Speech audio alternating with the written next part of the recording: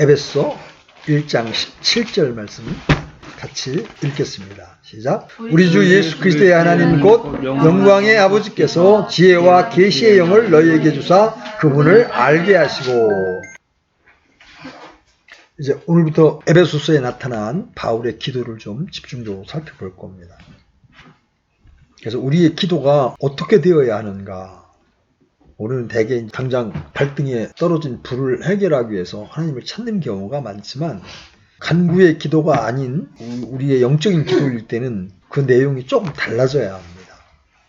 그래서 이 바울의 기도를 우리의 본으로 삼을 필요가 있겠다. 그런 생각이 들어서요.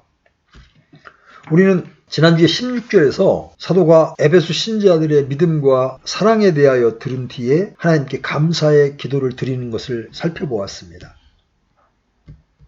이것이 사역자와 신자의 관계입니다. 우리가 우리의 신앙의 모습을 통해서 다른 사람들이 하나님께 감사를 드리게 하는 자들인가, 아니면 탄식의 기도를 드리게 만드는 자들인가를 깊이 생각해 보아야 합니다. 그것은 하나님 앞에서 우리의 모습이요, 우리의 신앙을 평가하는 잣대가 되기 때문입니다.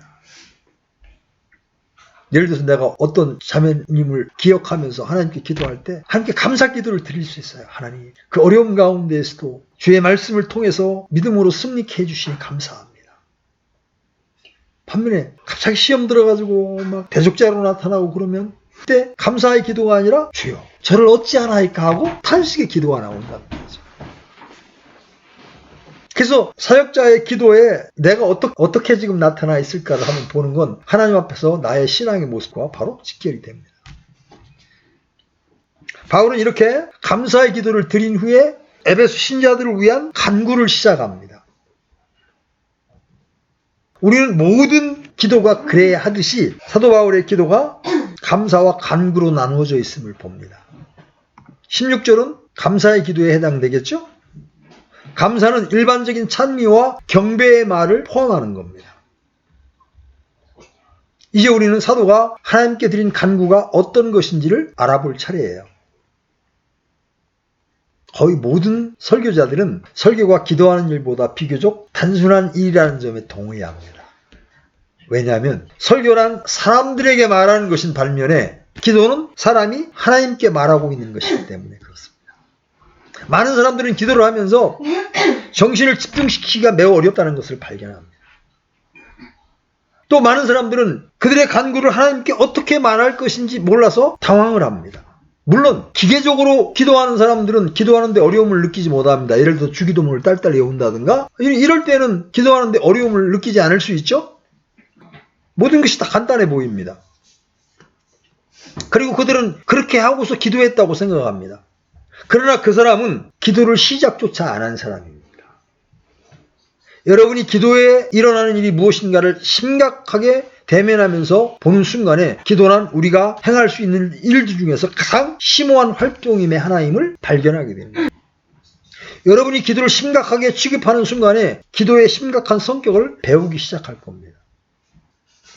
여러분, 우리가 진실되게 기도하려고 할 때 방해하는 세력이 얼마나 많은지 아십니까? 자꾸 딴 생각이 떠오르게 하고요. 말이 헛나오게 만들고요.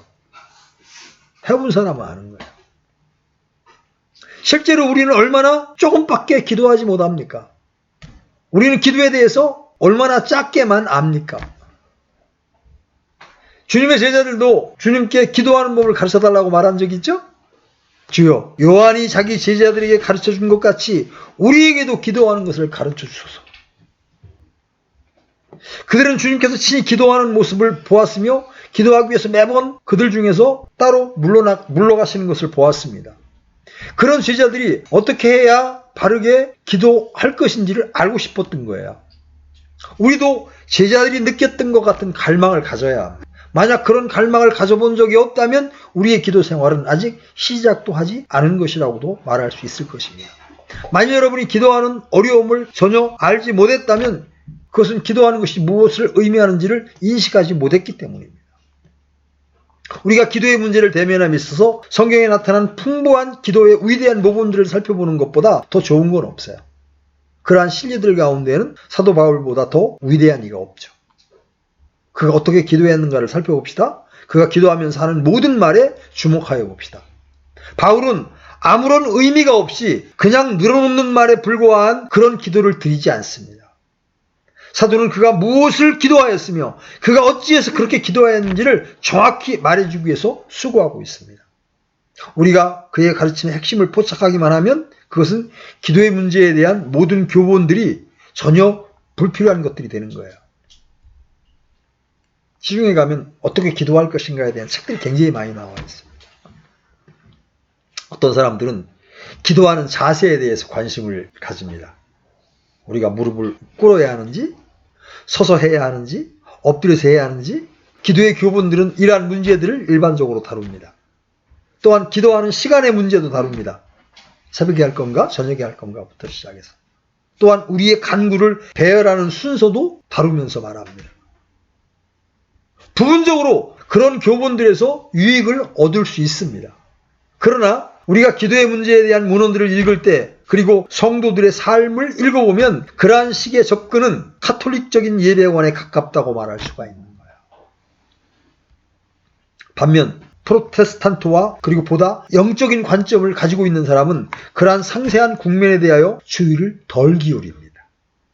왜냐하면 우리가 중심적인 면에서 바르게 되었을 때 그 밖에 다른 것들은 저절로 바르게 될 수 있기 때문에 그렇습니다. 오늘 우리가 읽은 본문에서 사도 바울이 말하는 내용은 두 가지입니다. 하나는 하나님에 대한 표현. 그는 하나님을 어떻게 부르고 있습니까? 주 예수 그리스도의 하나님, 그리고 영광의 아버지. 그렇죠? 그렇게 부르고 있죠, 지금? 주 예수 그리스도의 하나님, 그리고 영광의 아버지. 그 다음에 본문에 나타난 두 번째 내용은 그 하나님께서 그들에게 하나님을 충만히 알 수 있는 지혜와 계시의 영을 주시도록 기도하고 있습니다. 오늘은 시간 관계상 이 앞부분, 영광의 아버지에 대해서만 다루겠습니다. 누구에게 기도해야 하는가? 우리의 기도의 대상은 누구신가? 우리가 가장 먼저 주목할 일은 사도가 하나님 아버지께 기도하고 있다는 겁니다. 그는 주 예수 그리스도께 기도하고 있지 않습니다. 그는 성령께 기도하고 있지도 않습니다. 신자가 아버지와 아들과 성령과 교제하는 것은 가능합니다. 그럼에도 불구하고 일반적으로 성경은 우리 기도를 아버지 하나님께 드리라고 가르치고 있습니다. 제가 본론을 말하기 전에 이 점을 말씀드리는 이유는 오직 한 가지 때문입니다. 꽤 영적이라고 자부하는 신자들 가운데 영성의 표지는 주 예수 그리스도께 기도하는 것이냐 생각하는 경향이 있기 때문입니다. 지방교회가 그러하고 꽤 영적으로 높아 있다고 스스로 자부하는 사람들이 다 기도의 대상이 예수 그리스도입니다. 그러나 우리가 성경으로 시선을 돌려보면 사실 아버지 하나님 외에 예수 그리스도께 기도 드리는 일이 거의 없음을 알게 됩니다. 주 예수 그리스도는 중보자시지 기도의 대상은 아닙니다. 그분은 우리를 아버지께 인도하는 분이요 그분을 통하여 아버지께 나아가는 겁니다. 그분은 또한 대제사장이시죠. 정상적으로 우리는 그분께 기도하는 것이 아니고 주 예수 그리스도의 이름으로 또는 주 예수 그리스도로 말미암아 주 예수 그리스도만 의지하여 아버지 하나님께 아뢰는 겁니다. 그리스도께서 행하실 일은 오직 우리를 하나님께 인도하는 거예요. 아멘. 그 자신에게 인도하는 것이 목적이 아니고 하나님께 인도하는 것을 목적으로 취하시는 분이 주님이십니다. 물론 우리는 이 문제에 대해서 너무 따질 필요는 없어요. 그럼에도 불구하고 우리가 이 점을 언급하는 것은 우리를 언제나 오도하려고 벼르고 있는 한 원수가 있기 때문입니다. 그 원수는 우리를 설득시켜서 어떤 문제들에 있어서 거짓된 강조점을 두고 유도하려고 합니다. 그래서 어떤 모임은 집회를 시작할 때나 기도할 때 오 주 예수로 시작합니다. 그리고 끝은 아멘입니다. 중보자가 사라집니다. 그러면서 그것만이 가장 영성 있는 신약 성도의 표징인 것처럼 가르칩니다. 오늘날 일부 복음주의 진영이 부닥치는 가장 위험한 문제들 중에 하나는 아들의 위격을 강조한 나머지 아버지를 망각하는 거예요. 예수 유일주의라고 합니다. 이른바 예수 유일주의. 우리는 아버지를 영화롭게 하시기 위하여 아들이 오셨다는 것을 기억해야 합니다. 그분은 또한 우리를 아버지께 인도하기 위해서 오신 겁니다. 이런 방면에서 찬송시나 찬송가가 우리를 오도하도록 하는 수가 왕왕 있어요. 왜? 많은 찬송시들 중에 기도가 예수님께 드려지고 있거든요.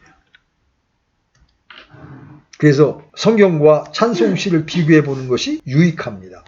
사도 바울은 우리가 여기서 그리고 다른 모든 서신들에서 발견되는 바와 같이 그의 간구를 하나님 아버지께 드리고 있습니다. 우리가 주목할 두 번째 문제는 그러면 그 하나님이 어떤 하나님이냐는 거야. 우리가 하나님 아버지께, 예수 그리스도의 아버지께 기도를 드려야 되는데 그 하나님은 어떤 하나님이냐. 바울은 우리 주 예수 그리스도의 하나님께 기도하고 있다고 지금 본문에서 말하고 있습니다. 그렇죠? 사도는 어찌하여 하나님에 대해 주 예수 그리스도의 하나님 영광의 아버지라고 부르는 것입니까? 하나님은 다른 분이 아닌 오직 주 예수 그리스도께서 우리에게 증거하셨고 우리에게 말씀하신 그 하나님만을 참 하나님을 알게 하려는 이유 때문입니다. 그 당시 사람들은 많은 신들을 섬기고 있었기 때문에 사도 바울은 그들이 말하는 신은 참 하나님이 아니라고 지적합니다. 참 하나님은 반드시 주 예수 그리스도께서 증거하신 하나님 뿐이라는 것이요. 어떤 사람들이 이런 말을 듣고 이런 독선이 어딨냐 이렇게 말할 겁니다. 사람들마다 하나님에 대한 자기 나름대로의 생각이 다 있기 마련인데 어떻게 예수 그리스도가 증거한 하나님만 참 하나님일 수 있습니까? 하나님이 살아계시다면 직접 우리에게 자신을 나타내시고 자신에 대해서 말씀하실 겁니다. 이 세상에 유일한 계시의 종교가 있다면 그것은 바로 기독교입니다. 다른 모든 종교나 철학은 인간이 절대자에 대해 명상하고 연구한 겁니다. 그렇죠? 그러나 기독교만이 유일하게 하나님께서 우리 인간들에게 자신을 나타내신 거예요. 구약시대에 하나님께서는 대언자들의 꿈이나 환상을 통해 말씀하셨습니다. 그러나 때가 참에 하나님의 아들이 친히 육신을 입고 오셔서 육성으로 하나님에 대해 증거했습니다. 이보다 더 확실하고 분명한 것이 없습니다. 우리가 다른 사람에 대해 아무리 많은 생각을 하고 상상을 하더라도 그가 직접 자신에 대해 말한 것과는 같을 수가 없죠. 바울은 나는 기도하려고 한다고 말한 다음에 바로 그의 간구를 아뢰지 않고 의도적으로 기도의 대상을 정의하고 있습니다. 여기에 요점이 있습니다. 그는 알지 못하는 신에게 기도하고 있는 것이 아니라 바로 예수 그리스도의 하나님께 기도하고 있다고 의도적으로 말하고 있는 겁니다. 우리는 구약에서 시편 기자와 다른 사람들이 아브라함과 이삭과 야곱의 하나님께 기도하고 있는 것을 발견합니다. 구약의 성도는 우레와 역병 속에서나 어떤 원수를 정복하고 물리치는 일들을 통하여 하나님의 권능과 하나님의 어미로우심에 대해서 알았습니다. 하나님께서는 자신의 권능을 유대인에게 나타내셨으며 자기의 위대함을 알게 하셨죠. 그들 유대인들은 하나님께 접근하는 것을 무서워했어요. 두려워하는 경향까지 있었죠. 그러나 그때 그들은 하나님은 아브라함의 하나님이요 이삭의 하나님이요 야곱의 하나님인 것을 기억했습니다. 그들의 조상들의 하나님, 이스라엘의 하나님, 그것은 구약의 가르침 중 핵심이 되는 부분입니다. 경건한 이스라엘 사람들은 아브라함과 이삭과 야곱의 하나님께 두렵고 떨림으로 나아갈 때 그들은 실제로 다음과 같은 말을 하고 있는 셈이었습니다. 오 하나님, 저는 지금 주께서 저희 조상들에게 자신을 계시하신 당신을 생각하고 나옵니다. 주께서는 저희 조상들과 언약을 맺으셨고 어떤 일들을 말씀하셨습니다. 저는 주께서 언약을 맺으신 저희 조상들에게 속하여 있는 특권을 가지고 있습니다. 그러므로 그들 조상들과 같이 저와도 함께하여 주옵소서. 하나님께서는 아브라함에게 한 언약을 맺으셨죠? 그의 후손들로 인하여 모든 민족이 복을 받을 것이라고 하셨고 특히 그의 후손을 복 주실 것이라고 언약하셨던 겁니다. 그분은 자신을 세워서 맹세하셨습니다. 그리고 이스라엘 사람들은 그 자손에 속해 있죠. 그래서 그들은 그분의 언약을 확신하고서 그 언약을 힘입어 나아간 겁니다. 우리 조상의 하나님, 내 아버지의 하나님, 아브라함의 하나님, 곧 이삭이 두려워하는 분께 나아간 거죠. 그들은 하나님께서 자신을 계시하신 바로 그 방식을 따라 그분을 알고 확신 있게 나아갔던 겁니다. 그러나 사도는 아브라함의 하나님, 이삭의 하나님, 야곱의 하나님께 기도하고 있지 아니합니다. 그는 우리 주 예수 그리스도의 하나님께 기도하고 있습니다. 그가 그렇게 하는 것은 새 언약이 있기 때문입니다. 하나님께서는 우리 주 예수 그리스도 안에서 사람과 한 언약을 맺으셨습니다. 이것을 새 상속 언약, 은혜의 언약이라고 합니다. 그것은 새로운 형태로 나타난 구속 언약이죠. 이제 그 새 언약은 마지막 아담 그리스도 안에 있습니다. 인류의 대표자는 주 예수 그리스도입니다. 하나님께서는 그 백성을 위하여 주 예수 그리스도와 언약을 맺으셨죠. 그래서 사도 바울이 자기는 우리 주 예수 그리스도의 하나님께 기도하고 있다고 말할 때 그는 나는 지금 우리 구원의 하나님께 기도하고 있는 것이다.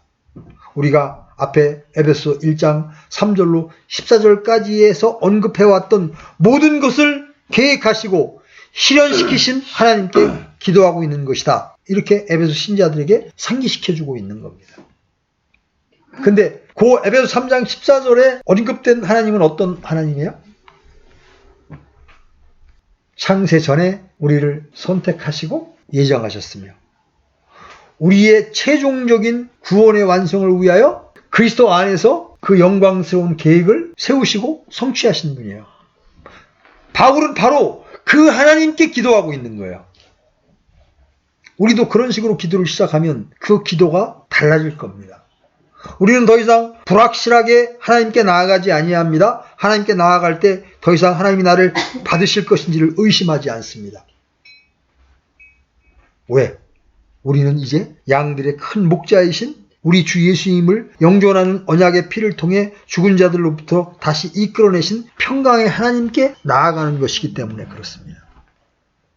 하나님은 실제로 주 예수 그리스도 자신의 하나님이십니다.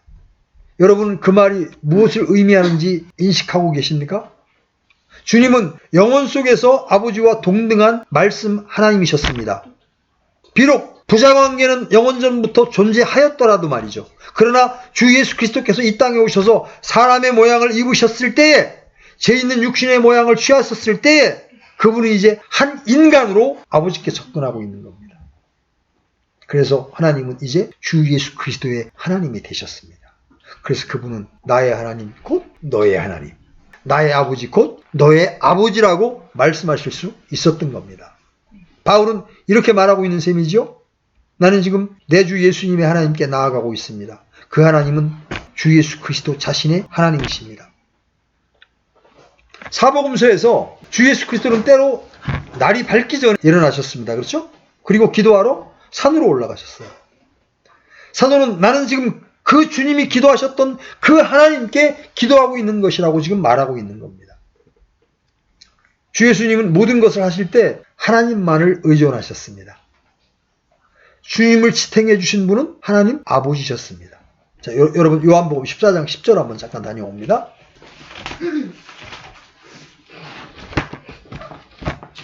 요한복음 14장 10절. 찾으셨으면 같이 읽겠습니다. 내가 아버지 안에 있고 아버지께서 내 안에 계신 것을 내가 믿지 아니하느냐? 내가 너희에게 이르는 말들은 내가 스스로 하지 아니하느니라. 오직 내 안에 거하시는 아버지 곧 그분께서 그 일들을 하시느니라. 아버지는 주님께서 사역하실 때 하실 말씀을 다 주셨습니다. 분명히 우리 주님께서는 그 삶에 있어서 하나님 아버지를 전적으로 의존하셨습니다. 주님은 하나님에게서 힘과 능력과 모든 필요로 하는 것을 받으셨습니다. 그래서 바울은 우리 주 예수 그리스도의 하나님, 그분을 지탱하여 주신 하나님, 결코 주님을 버리지 아니하신 하나님께 기도하고 있다고 말하고 있는 겁니다. 심지어 주님은 십자가에서 운명의 울부짖음을 바라는 그 가공할 순간에도 아버지여, 내 영을 아버지의 손에 맡기나이다 이렇게 기도하셨습니다. 그분을 죽은 자들로부터 일어나게 하실 분도 하나님이십니다. 그분을 지옥에 버려두지 아니하신 분도 하나님이요. 그분의 육신으로 썩지 않게 하신 이도 하나님이십니다. 바울은 그렇게 말하고 있습니다. 나는 우리 주 예수 그리스도의 그 하나님께 기도하고 있다. 그러나 바울은 그 이상을 또한 생각하고 있습니다. 그가 기도를 드리는 하나님은 주 예수 그리스도와 함께 계신 하나님이십니다. 주 예수 그리스도는 바로 그 하나님 왕좌 우편에 계십니다. 바로 이 순간에 그러합니다. 그분은 우리의 대언자요, 우리의 중보자이십니다. 그분은 아버지의 우편에 앉아 계시는 분이죠. 그래서 우리를 위하여 언제나 살아계셔서 중보의 기도를 드리고 계신 분입니다. 이 모든 것을 비추어 생각해 보면 확신을 가지고 우리 주 예수 그리스도의 하나님께 나아갈 수가 있는 겁니다. 우리는 이걸 다음과 같이 요약해서 말할 수 있습니다. 우리 하나님은 주 예수 그리스도를 떠나서는 전혀 생각되어질 수 없으신 하나님이시다. 왜냐하면 우리는 그분이 없이는 하나님을 알 수 없기 때문입니다. 자, 요한복음 1장 18절. 요한복음 1장 18절. 찾으셨으면 같이 읽습니다. 시작. 아무도 어느 때나 하나님을 보지 못하였으되 아버지 품속에 계신 독생자께서 그분을 밝히 드러내셨느니라. 나를 본 자는 아버지를 보았느니라. 내가 하나님께 나아간다는 것은 그리스도에 의하여 계신 하나님께 나아간다는 거예요. 내가 하나님께 나아가는 것은 바로 그 예수 그리스도가 나타나심을 근거로 하여 나간다는 말이에요. 그분은 하나님께 나를 인도하신 분이시오. 나로 하나님께 나아가게 하기 위하여 죽으신 분이십니다. 내가 하나님 앞에 나아가는 것은 오직 한 길밖에 없어요. 히브리서 기자가 말한 바와 같습니다. 그러므로 형제들아, 우리가 예수님의 피를 힘입어 새롭고 살아있는 길로 지성소에 들어갈 담대함을 얻었는데, 우리는 오직 주 예수님의 피 흘리신 죽음과 부활에 의해서만 하나님 앞에 나아감을 허락받습니다. 우리는 우리를 구원하시기 위하여 그 아들을 보내시고 그리스도 안에서 지혜와 은혜의 모든 보화를 쌓아놓으신 하나님께 나아가고 있는 거예요. 우리가 누리는 은혜의 풍성은 우리 주 예수 그리스도의 하나님께로부터 오는 겁니다. 다른 말로 하면 우리는 자신의 아들 안에서 이 모든 것을 약속하신 하나님께 나아가고 있는 거예요. 그분은 자신의 아들 안에서 스스로 맹세하셨죠. 하나님은 언약을 주시기도 하시고 지키기도 하시는 분이십니다. 그분은 결코 자기의 말을 패하지 않으실 겁니다. 하나님은 이 모든 것을 자기의 아들 안에서 우리에게 말씀하셨습니다. 그래서 사도는 이 에베소 3장에서 그리스도 안에서 우리가 그분의 믿음을 통해 담대함을 가지며 또 확신 있게 나아감을 얻느니라. 3장 12절에서 이렇게 말하고 있는 거예요. 하나님께 기도할 때마다 주 예수 그리스도 때문에 믿음의 담대함과 온전한 소망의 확신을 가지고 하나님께 나아가야 합니다. 사도는 언제나 기도로 말하기 전에 그 일을 먼저 합니다. 자, 그 다음에 바울은 주 예수 그리스도의 하나님께라고만 말하지 않고 바로 곧 그러면서 그 하나님을 어떤 하나님이라고 표현합니까?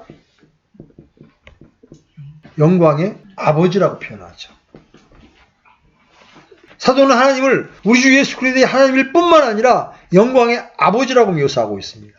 우선 영광이라는 말의 의미를 생각해 보십시오. 영광은 원래 깨끗한 겁니다.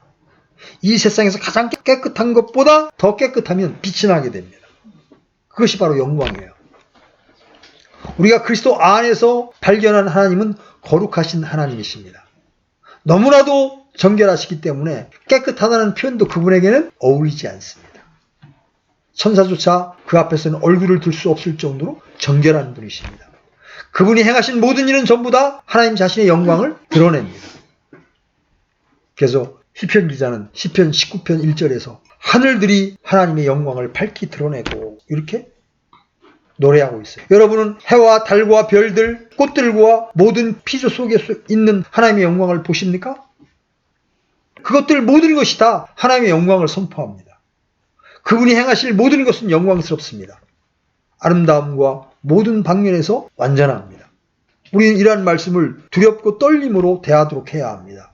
우리가 이러한 말을 접근할 때 모세에게 하신 말씀들이 타는 불 가운데 들렸다는 것을 기억하는 것이 좋습니다. 출애굽기 3장 5절 여기로 가까이 오지 말라. 내가 선 곳은 거룩한 땅이니 내 발에서 신을 벗어라. 이 영광의 아버지, 이 말이 부분적으로 하나님은 스스로 모든 영광의 원천이시요 모든 영광을 입으실 분이라는 의미가 명백합니다. 성경에는 그런 구절이 많죠?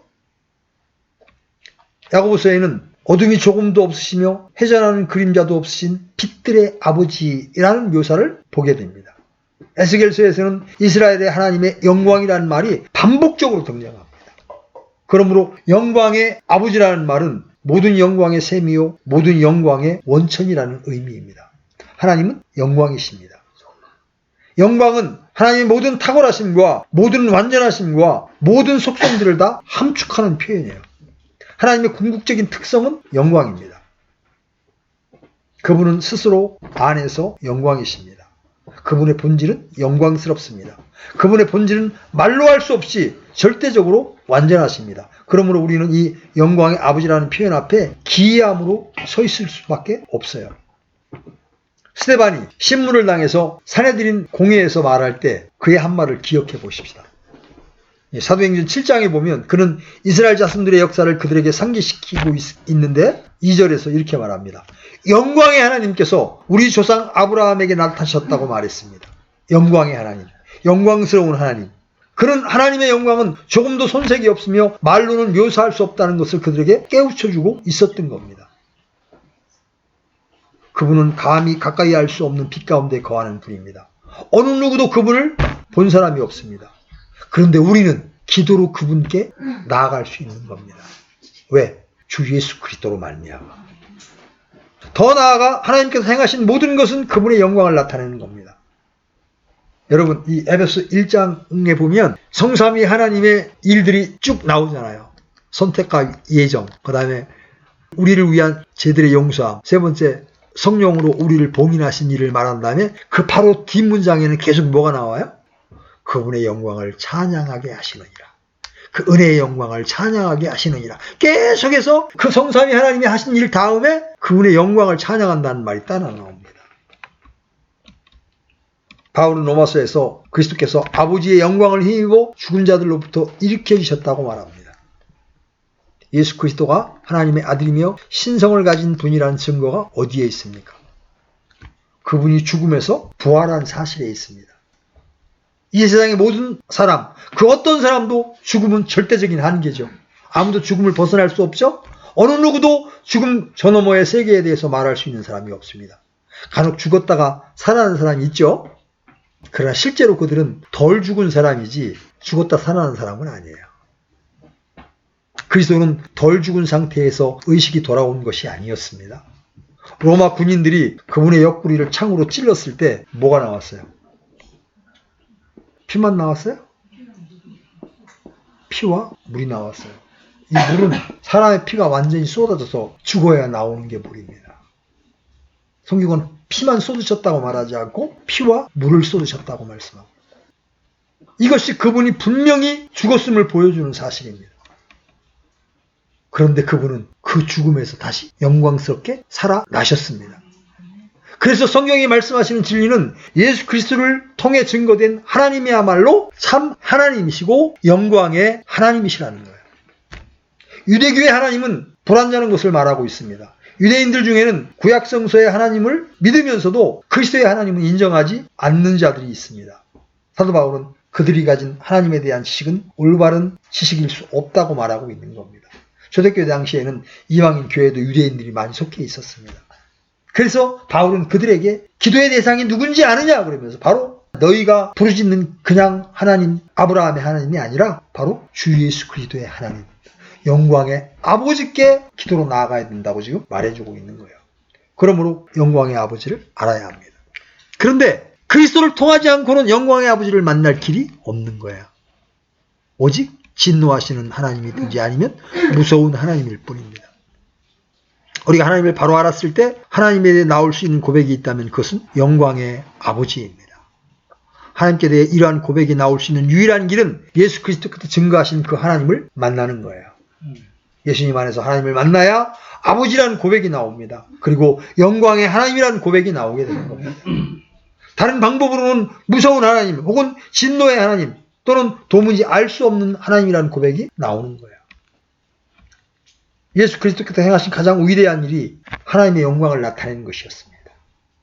그분의 대제사장적 기도에서 요한복음 17장이 바로 대제사장으로서의 기도입니다. 그분은 다양한 여러 가지 방식으로 스스로 그렇게 하셨다고 말씀하고 계십니다.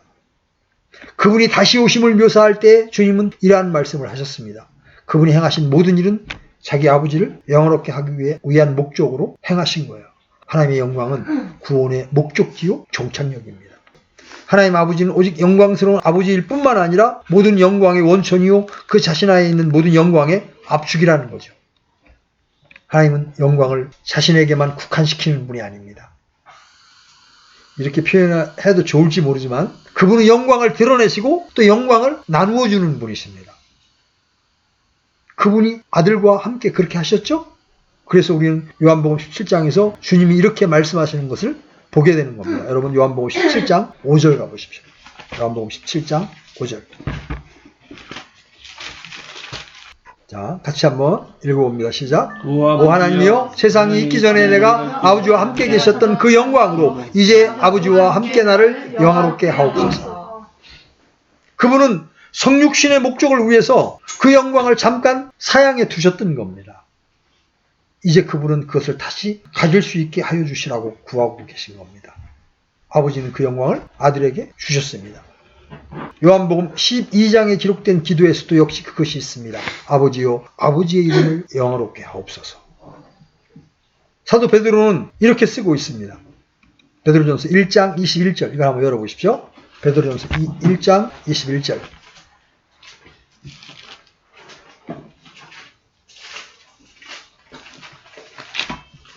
같이 읽습니다. 너희는 그분으로 말미암아 그분을 죽은 자들로부터 일으키시고 그분에게 영광을 주신 하나님을 믿으니 이것은 너희의 믿음과 소망이 하나님 안에 있게 하려 함이니라. 아들이 땅에 계실 때 아버지는 아들을 영화롭게 하셨습니다. 그분은 이적을 행하는 권능을 주셨죠. 그분이 할 말을 주셨고 죽은 자를 일으켜 살게 하셨습니다. 그분은 아들의 죽음을 통하여 아들을 영화롭게 하셨습니다. 그분은 부활하심으로써 그 아들을 영화롭게 하셨습니다. 그래서 그분은 영광의 아버지. 그분의 영광을 아들에게 주신 아버지십니다. 그분이 아들에게 영광을 주셨기 때문에 그 하나님은 그 영광을 우리에게 주실 준비가 되어 있다고 말하는 것이 맞는 거예요. 우리는 아들 안에 있죠. 그죠? 우리는 그리스도 안에 있습니다. 그분은 바로 우리 주 예수 그리스도이기 때문에 우리는 하나님의 영광 안에 있게 되는 겁니다. 그분은 에베소 1장 마지막에 있는 바와 같이 머리가 되시는 분입니다. 그죠? 그분은 몸의 머리 되십니다. 그리고 우리는 그 몸의 지체들입니다. 그러므로 그분 안에 있는 영광은 우리의 영광이 된 겁니다. 그리고 우리는 우리에게 이 영광을 주시는 아버지께 나아갑니다. 바울은 에베소 사람들이 이 영광을 알기를 위하여 지혜와 계시의 영을 가졌으면 하고 바랬습니다.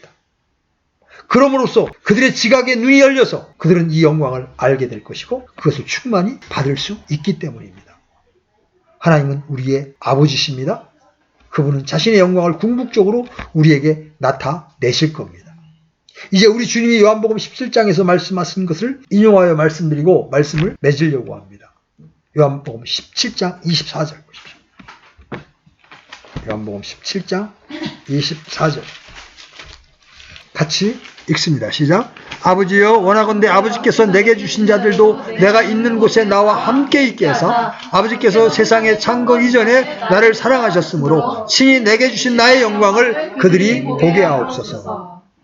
우리가 기도로 하나님의 존전에 나아갈 때 우리는 이 영광이 어느 정도 나타날 것을 기대하면서 하나님께 나아가야 합니다. 그래서 바울은 고린도 후서 3장 18절에서 이렇게 말합니다. 그러나 우리는 다 가리지 않은 얼굴로 거울을 본 것 같이 주의 영광을 바라보며 같은 형상으로 변화되어 영광에서 영광에 이르렀나니 이것은 곧 주의 영으로 말미암은 것이니라. 우리가 영화롭게 되는 과정은 이미 시작되었습니다. 그리고 언젠가 그 과정은 완성될 것입니다. 우리는 영에 있어서 뿐만 아니라 우리 몸에 있어서도 영화롭게 될 것입니다. 우리는 영광의 아버지 앞에 서게 될 것이며 그분을 보게 될 거예요. 자, 말씀을 맺습니다. 우리가 기도를 시작할 때 우리는 우리를 위하여 죽으셨다가 부활하신 주 예수 그리스도의 하나님, 곧 영광의 아버지께 나아가 말씀드리려고 하고 있다는 것을 기억해야 합니다. 우리는 두려워할 필요는 없습니다. 그러나 우리는 경외함과 경건한 두려움으로 나아가야만 합니다. 왜? 영광의 하나님이기 때문에. 그분의 영광스러운 성품 때문에 경건함과 떨림이 필요한 겁니다. 그러나 동시에 우리는 담대함과 확신을 가지고 나아가야 합니다. 왜 그래요? 그분은 나의 아버지이기 때문입니다. 그리고 주 예수님이 우리의 구원자시요 중보자이시기 때문에 우리는 그분의 이름에 힘입어 아버지께 담대하게 나아갈 수 있는 거예요.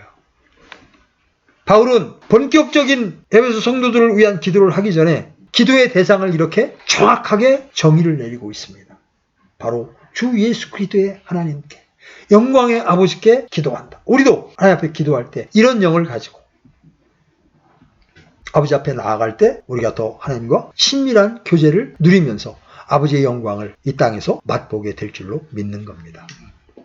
우리를 이 놀라운 은혜의 세계 안으로 불러주시고 우리를 영화롭게 하신 주 하나님과 주 예수님 앞에 감사와 찬미를 드립니다. 아멘.